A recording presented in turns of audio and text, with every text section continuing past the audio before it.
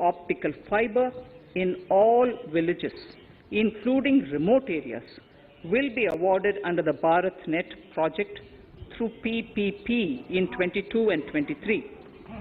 Completion is expected in 2025.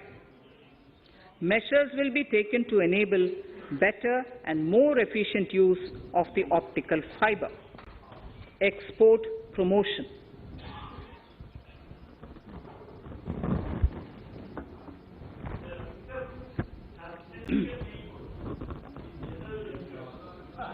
The Special Economic Zones Act will be replaced with a new legislation that will enable the states to become partners in development of enterprise and service hubs.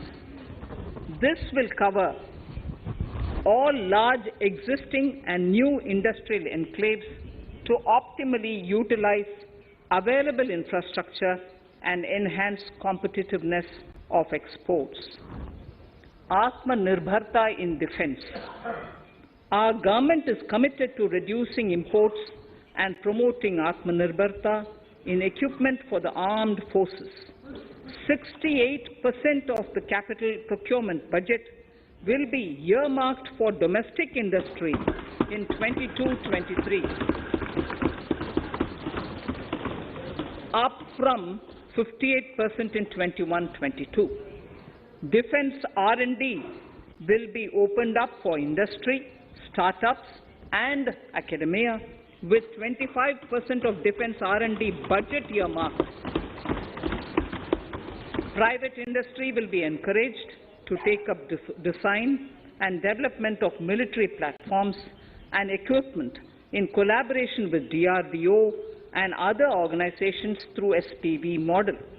An independent nodal umbrella body will be set up for meeting wide-ranging testing and certification requirements. Artificial intelligence, geospatial systems and drones, semiconductor and its ecosystem, space economy, genomics and pharmaceuticals, green energy and clean mobility systems have immense potential to assist sustainable development at scale and modernize the country. They provide employment opportunities for our youth and make Indian industry more efficient and competitive.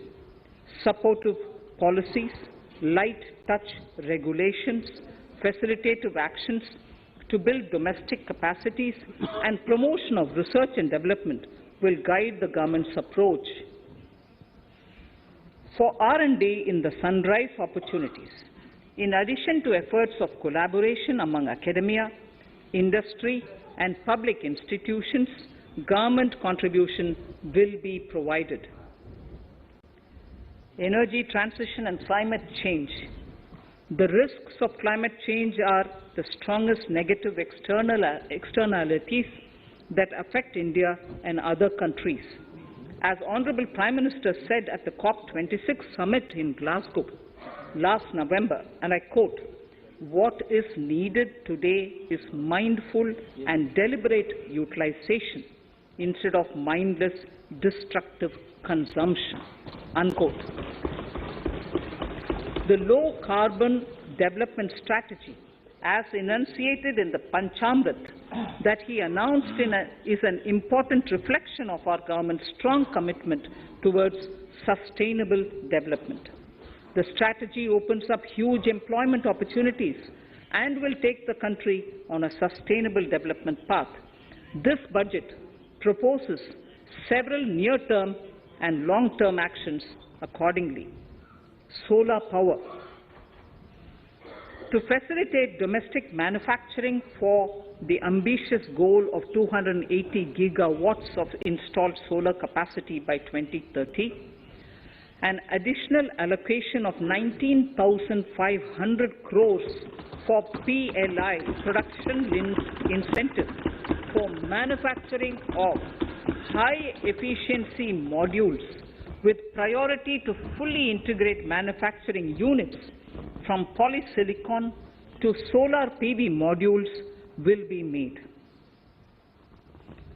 Honorable Speaker, sir, the circular economy transition is expected to help in productivity enhancement as well as creating large opportunities for new businesses and jobs. The action plans for 10 sectors such as electronic waste, end-of-life vehicles, used oil waste, toxic and hazardous industrial waste are already ready. The focus will now be on addressing important cross-cutting issues of infrastructure, reverse logistics, technology upgradation, and integration with informal sector. This will be supported by active public policies covering regulations, extended producers' responsibilities, framework, and innovation facilities. 5 to 7% biomass pellets will be co-fired in thermal power plants, resulting in carbon dioxide savings of 38 MMT annually. This will also provide extra income to farmers and job opportunities to locals and help avoid stubble burning in agricultural fields. Saving energy is an important aspect of the energy management. Hence, energy efficiency and savings measures will be promoted. This will be done in large commercial buildings through the energy service company business model. It will facilitate capacity building and awareness for energy audits, performance contracts, and common measurement of and verification protocol. 4 pilot projects for coal gasification and conversion of coal into chemicals required for the industry will be set up to evolve technical and financial viability. The policies and required legislative changes to promote agroforestry and private forestry will be brought in. In addition, financial support will be provided to farmers belonging to scheduled castes and scheduled tribes who want to take up agroforestry. Honourable Speaker, I now move to the 4th priority, financing of investments. Capital investment holds the key to speedy and sustainable economic revival and consolidation through its multiplier effect. Capital investment also helps in creating employment opportunities, induced enhanced demand for manufactured input from large industries and MSMEs, services from professionals, and help farmers through better agri-infrastructure. The economy has shown strong resilience to come out of the effects of the pandemic with high growth. However, we need to sustain that level to make up for the setback of 2020-2021.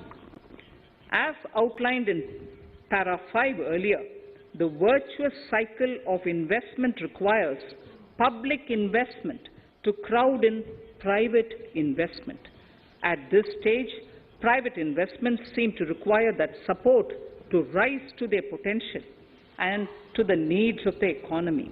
Public investment must continue to take the lead and prime the private investment and demand in 2022-23. Considering the above imperative, the outlay for capital expenditure in the Union budget is once again being stepped up sharply by 35.4% from 5.54 lakh crore in the current year to 7.50 lakh crores in 22-23. This has increased to more than 2.2 times the expenditure of 2019-20. This outlay in 22-23 will be 2.9% of the GDP. Effective capital expenditure. With this investment taken together with the provision made for creation of capital assets through grants and aid to states, the effective capital expenditure of the central government is estimated at 10.68 lakh crores in 22-23, which will be about 4.1% of the GDP. Green bonds. As a part of the government's overall market borrowings in 22-23, sovereign green bonds will be issued for mobilizing resources for green infrastructure. The proceeds will be deployed in public sector projects which help in reducing the carbon intensity of the economy. GIFT IFSC. World-class foreign universities and institutions will be allowed in the GIFT City to offer courses in the financial management, fintech, science, technology, engineering and mathematics free from domestic regulations except those by the IFSCA to facilitate availability of high-end human resources for financial services and technology. An international arbitration center will be set up in the GIFT City for timely settlement of disputes under international jurisprudence. Services for global capital for sustainable and climate finance in the country will be facilitated in the GIFT City. Infrastructure status. Data centers and energy storage systems, including dense charging infrastructure and grid-scale battery systems, will be included in the harmonized list of infrastructure. This will facilitate credit availability for digital infrastructure and clean energy storage.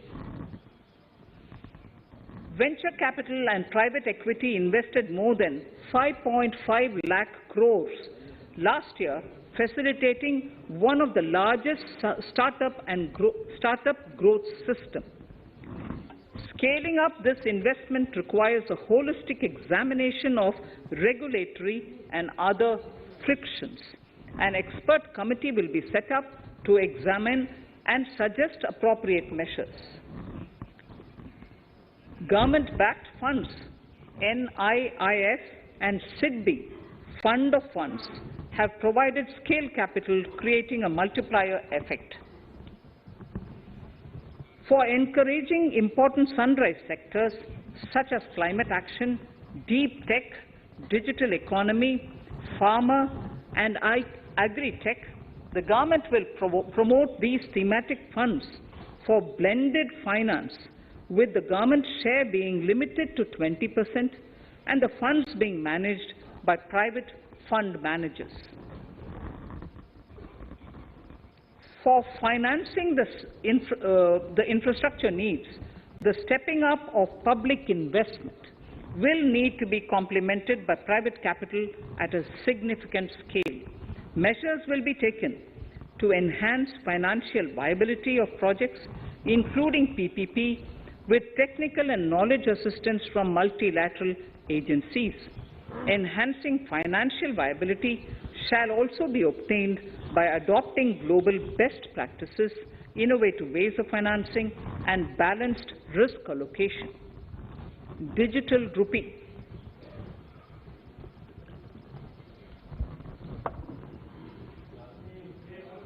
Introduction of a central bank digital currency will give a big boost to digital economy.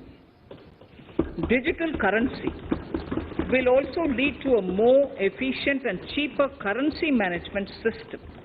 It is therefore proposed to introduce digital rupee using blockchain and other technologies to be issued by the Reserve Bank of India starting 2022 and 23.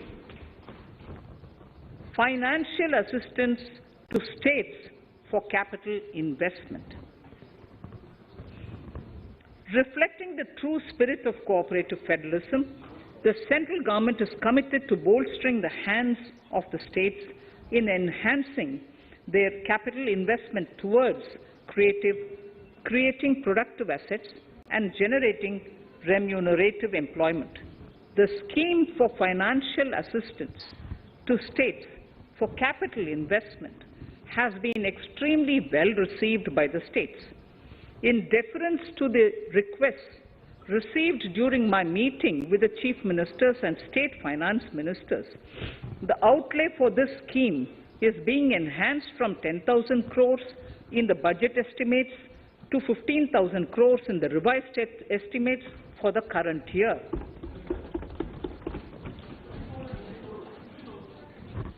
For 22-23,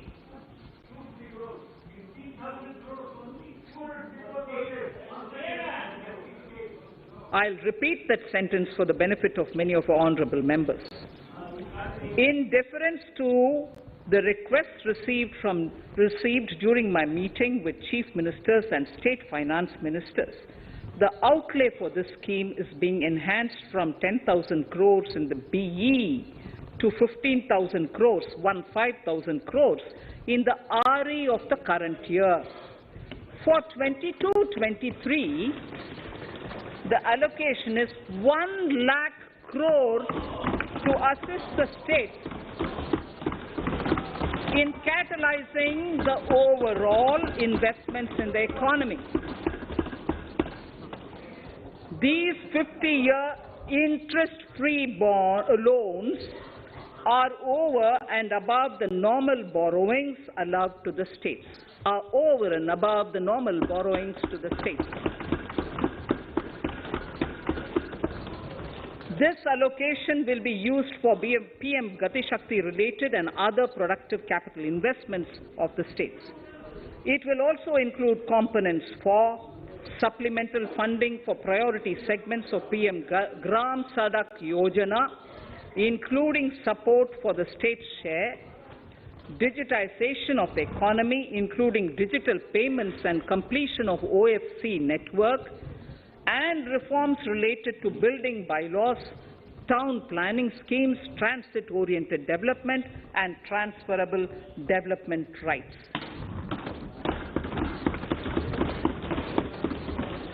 In 22-23, in accordance with the recommendations of the 15th Finance Commission, the states will be allowed a fiscal deficit of 4% of the GSDP, of which 0.5% will be tied to power sector reforms, for which the conditions have already been communicated in 21-22.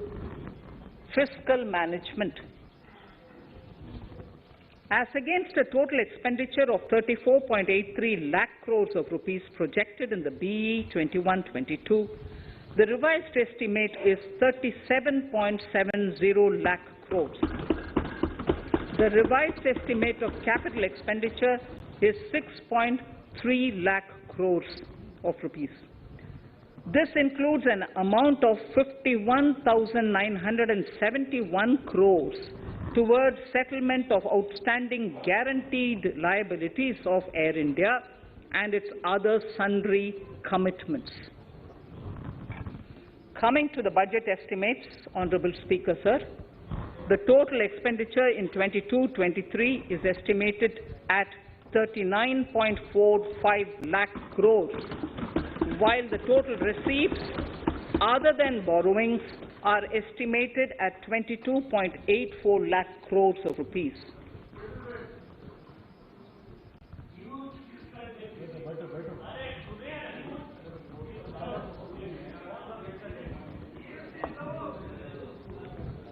The revised fiscal deficit, Honourable Speaker, in the current year is estimated at 6.9% of the GDP, as against 6.8% projected in the budget estimates.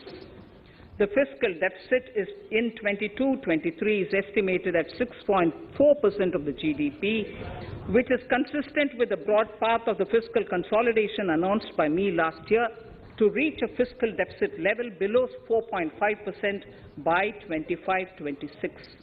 While setting the fiscal deficit level in 22-23, I am conscious of the need to nurture growth through public investment to become stronger and sustainable. I will now move to Part B of my speech.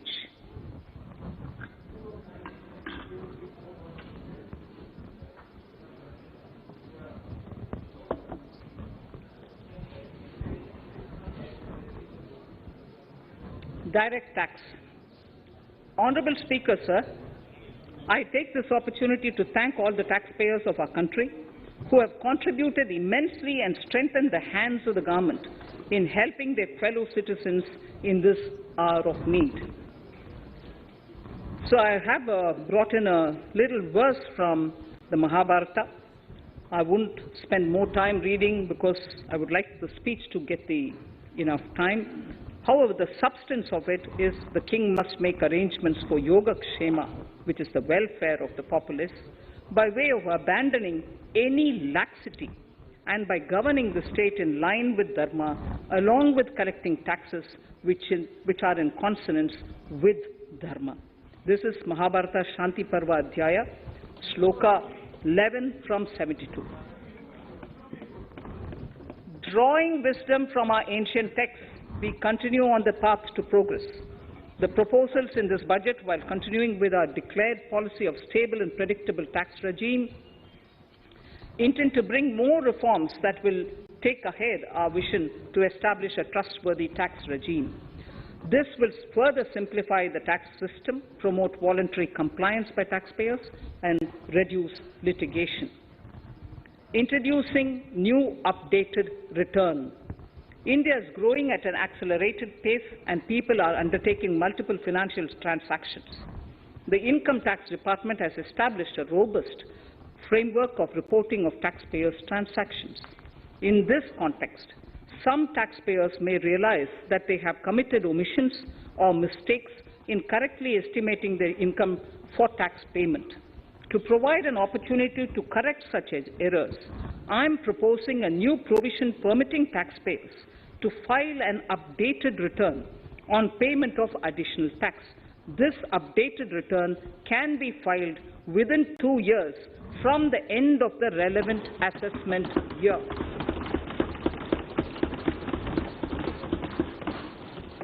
Honorable Speaker, sir, presently, if the department finds out that some income has been missed out by an assessee, it goes through a lengthy process of adjudication. Instead, with this proposal now, there will be a trust repost in the taxpayers that will enable the assessee herself to declare the income that she may have missed out earlier while filing her return. Full details of the proposal are given in the finance bill. It is an affirmative step in the direction of voluntary compliance.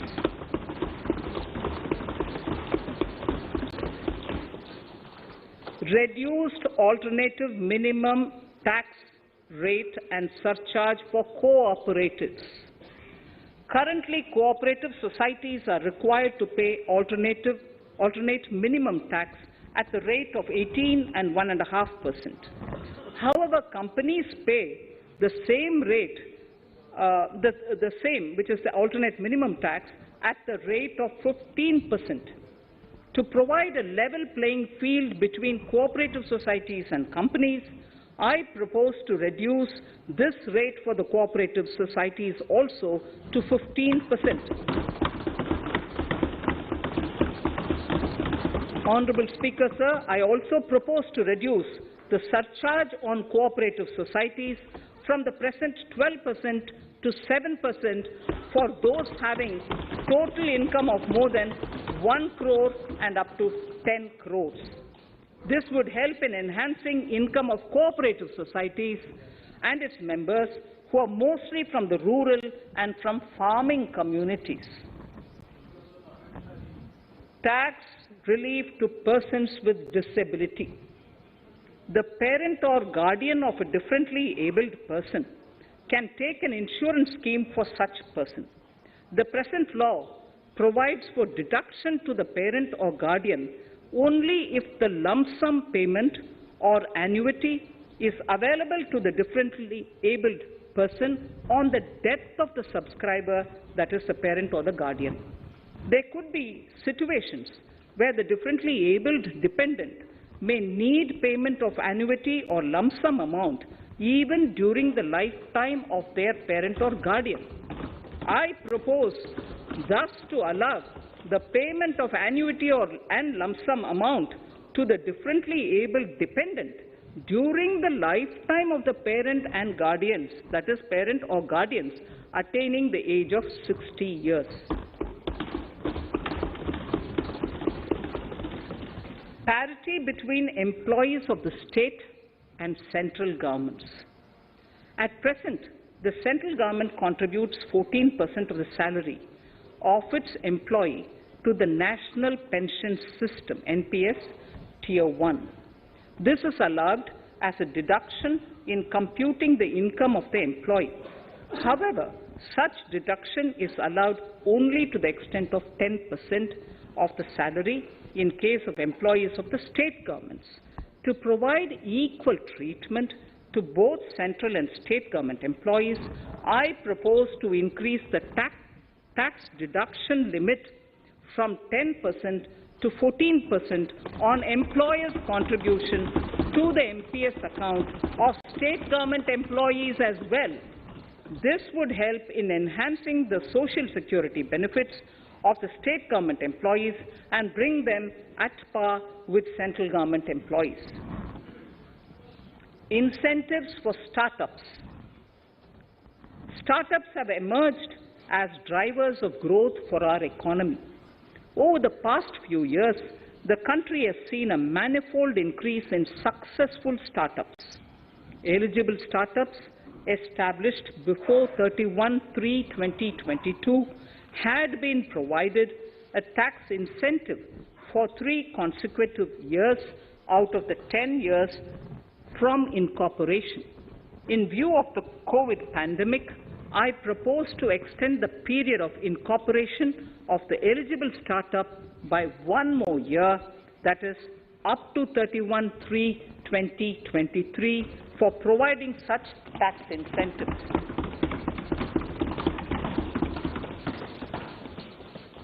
Incentives for newly incorporated manufacturing entities under concessional tax regime. In an effort to establish a global competitive business environment for certain domestic companies, a concessional tax regime of 15% was introduced by our government for newly incorporated domestic manufacturing companies. I propose to extend the last date for commencement of manufacturing or production under Section 115B(ab) by 1 more year, that is from 31st March 2023 to 31st March 2024.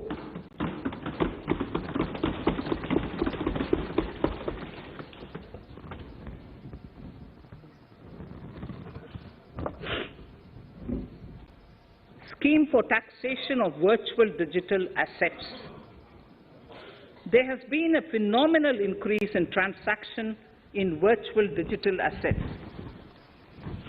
The magnitude and frequency of these transactions have made it imperative to provide for a specific tax regime. Accordingly, for the taxation of virtual digital assets, I propose to provide that any income from transfer of any virtual digital asset shall be taxed at the rate of 30%, 30%. No deduction in respect of any expenditure or allowance shall be allowed while computing such income except cost of acquisition. Further, loss from transfer of virtual digital asset cannot be set off against any other income. Further, in order to capture the transaction details, I also propose to provide for TDS on payment made in relation to transfer of virtual digital asset at the rate of 1% of such consideration above a monetary threshold. Gift of virtual digital asset is also proposed to be taxed in the hands of the recipient.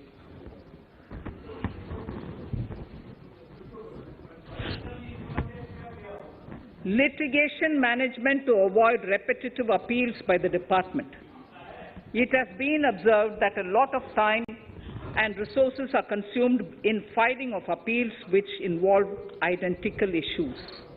Taking forward our policy of sound litigation management, I propose to provide that if a question of law in the case of an assessee is identical to a question of law which is pending in the appeal before a jurisdictional High Court or Supreme Court, in any case, the filing of further appeal in the case of this assessee by the department shall be deferred till such a question of law is decided by the jurisdictional High Court or the Supreme Court. This will greatly help in reducing the repeated litigation between taxpayer and the department. Taking forward our efforts to further promote the IFSC, I hereby propose to provide that income of a non-resident from offshore derivative instruments or over-the-counter derivatives issued by an offshore banking unit, income from royalty and interest on account of lease of ship, and income received from portfolio management services in IFSC shall be exempt from tax subject to specified conditions. Rationalization of surcharge. In the globalized business world, there are several work contracts whose terms and conditions mandatorily require formation of a consortium. The members in the consortium are generally companies. In such cases, the income of these AOPs has to suffer a graded surcharge up to 37%, which is a lot more than surcharge on the individual companies. Accordingly, I propose to cap the surcharge of these AOPs at 15%. Further, the long-term capital gains on listed equity shares, units, etc., are liable to maximum surcharge of 15%, while other long-term capital gains are subjected to a graded surcharge which goes up to 37%. I propose to cap the surcharge on long-term capital gains arising on transfer of any type of assets at 15%. This step will give a boost to startup community, and along with my proposal on the extended tax benefits to manufacturing companies and startups, reaffirms our commitment to Atmanirbhar Bharat. Clarification in relation to health and education cess as business expenditure. The income tax is not an allowable expenditure for computation of business income. This includes tax as well as surcharges. The health and education cess is imposed as an additional surcharge on the taxpayer for funding specific government welfare programs. However, some courts have allowed health and education cess as business expenditure, which is against the legislative intent. To reiterate the legislative intent, I propose to clarify that any surcharge or cess on income and profits is not allowable as business expenditure. Deterrence against tax evasion. Honourable Speaker, sir, presently there is ambiguity regarding set-off of brought forward loss against undisclosed income detected in search operations. It has been observed that in many cases where undisclosed income or suppression of sales, etc., is detected, payment of tax is avoided by setting off of losses. In order to bring certainty and to increase deterrence among tax evaders, I propose to provide that no set-off of any loss shall be allowed against undisclosed income detected during search and survey operations.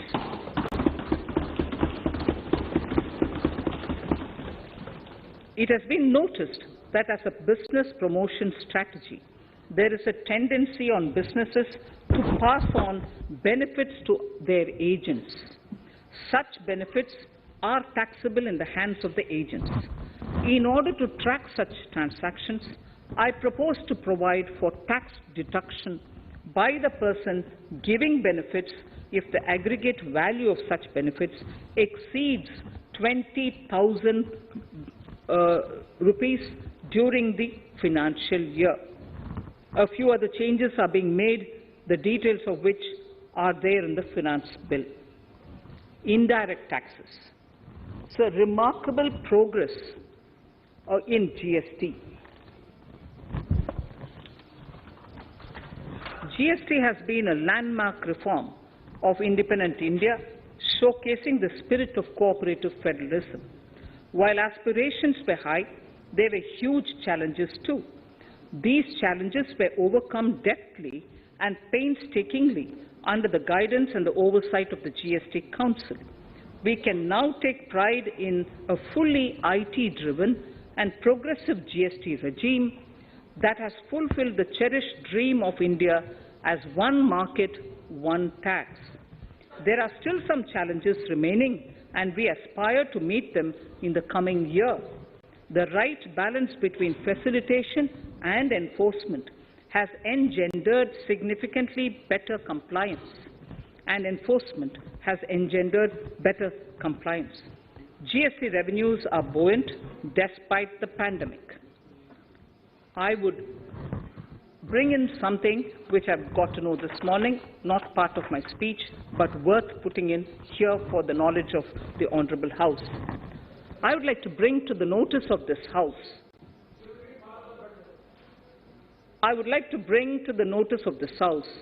that the gross GST collections for the month of January 22 are rupees 1,40,986 crores, which is the highest since the inception of GST. This has been possible due to rapid economic growth, recovery, post-COVID,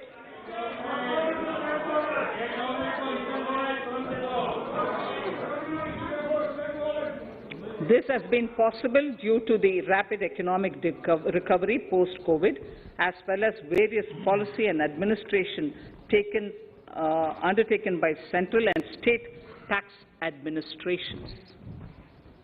Taxpayers deserve applause for this growth. Not only did they adapt to the changes, but enthusiastically contributed to the cost of paying taxes.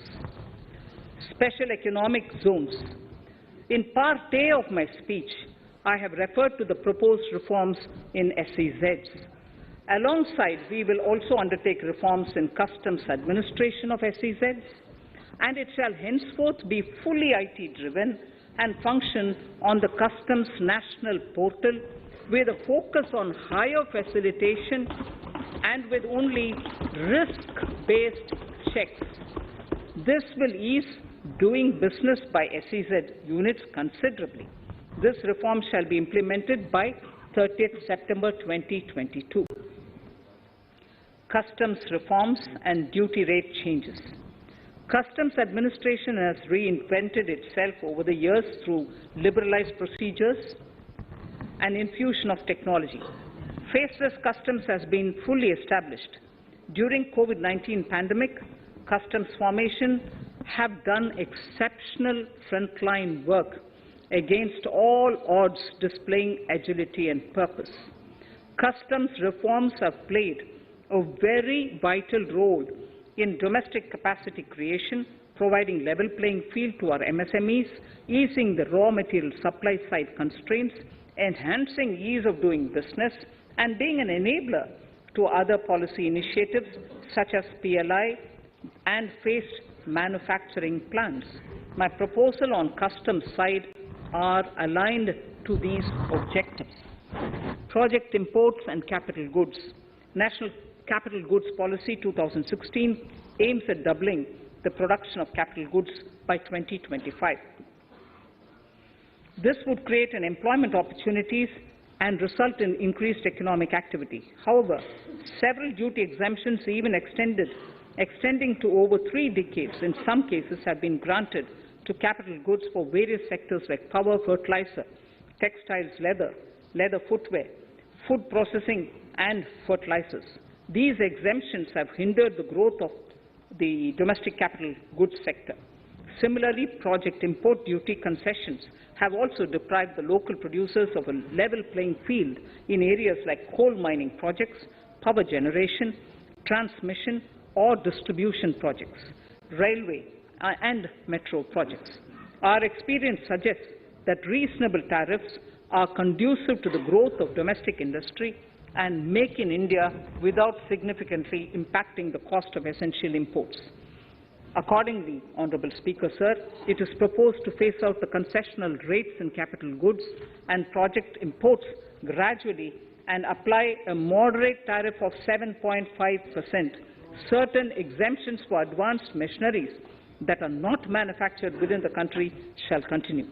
A few exemptions are being introduced on inputs like specialized castings, ball screw, and linear motion guide to encourage domestic manufacturing of capital goods. In the last two budgets, we have rationalized several customs exemptions. We have once again carried out an extensive consultation, including by crowdsourcing. As a result of these consultations, more than 350 exemption entries are proposed to be gradually phased out. These include exemptions on certain agricultural produce,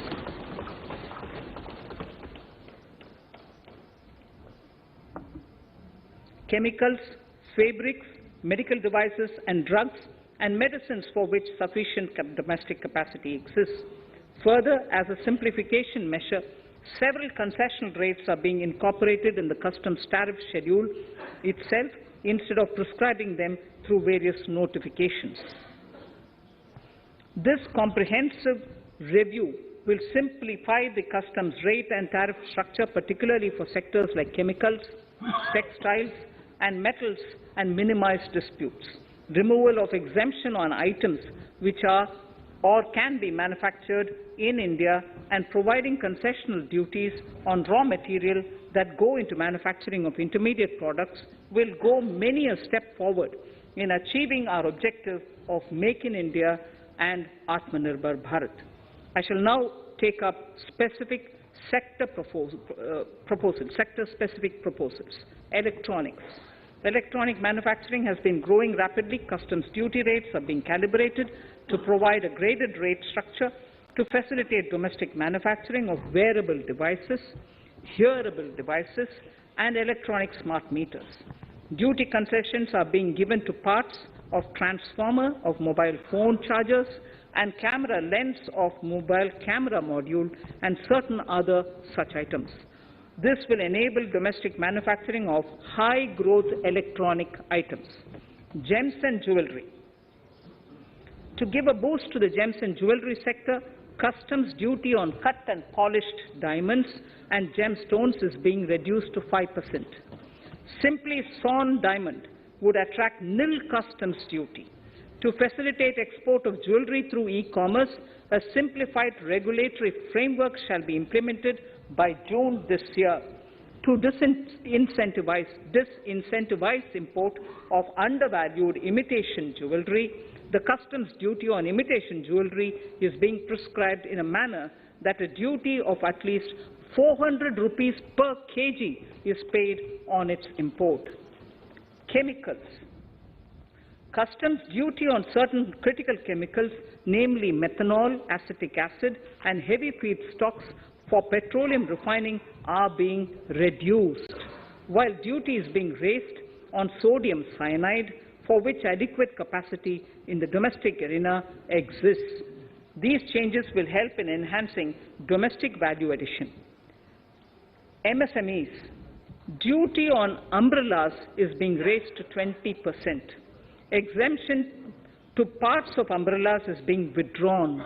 Exemption is also being rationalized on implements and tools for agricultural sector which are manufactured in India. Customs duty exemption given to steel scrap last year is being extended for another year to provide relief to MSME secondary steel producers. Certain anti-dumping and CVD on stainless steel and coated steel flat products, bars of alloy steel and high-speed steel are being revoked in larger public interest considering prevailing high prices of metals. To incentivize exports, exemptions are being provided on items such as embellishment, trimmings, fasteners, buttons, zipper, lining material, specified leather, furniture fittings and packaging boxes that may be needed by bona fide exporters of handicrafts, textiles, leather garments, leather footwear and other goods. Honourable Speaker, sir, duty is being reduced on certain inputs required for shrimp aquaculture so as to promote its exports. Tariff measure to encourage blending of fuel. Blending of fuel is a priority for this government. To encourage the efforts for blending of fuel, unblended fuel shall attract an additional differential excise duty of ₹2 per litre from first day of October 22. A few other changes are being made in duty rates, customs, tariff and customs law, the details of which are there in the finance bill. Mr. Speaker, sir, with these words, I commend the budget to this august House. Thank you. Item number 2, Srimati Nirmala Sitharaman ji.